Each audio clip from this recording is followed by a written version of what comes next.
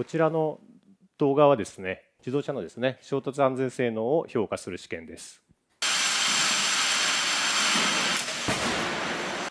皆さん、この衝突している時間、どれぐらいの長さだと思われますか？答えは約80ミリセック、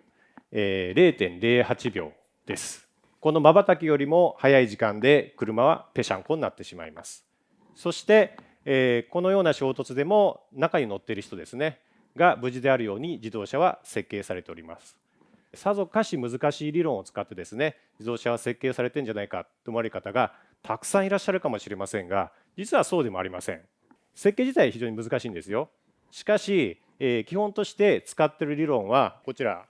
皆さんが高校の物理で習う、運動方程式です。ここで、左辺の F、力ですね、これを、シートベルトが乗ってる人をですね、拘束する力だとします。この拘束する力というのは、自動車が衝突した時にですね、慣性で乗ってる人が前に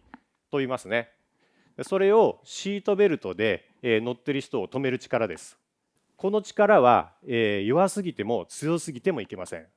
弱すぎるとシートベルトの意味がありませんし、強すぎると衝突の衝撃がですね、直接乗ってる人に伝わって大怪我をしてしまいます。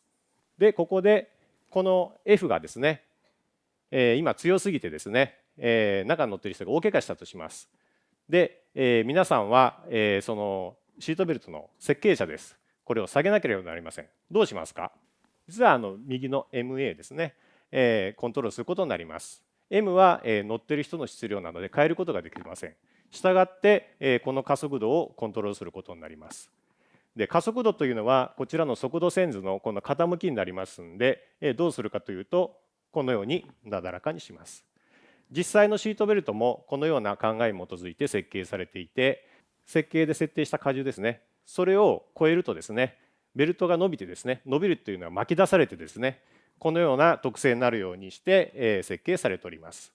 そして、衝突の時にですね、皆さんの命を守るですね、怪我から守るエアバッグであるとかですね、車体、そして内装部品もそうなんですけど、このような考えに基づいて設計がされております。そして、皆さんが今高校で習っていること、これを、伸ばしていけばですね、必ず世の中で活躍できる技術者になります。それでは皆さん工学の世界でお待ちしております。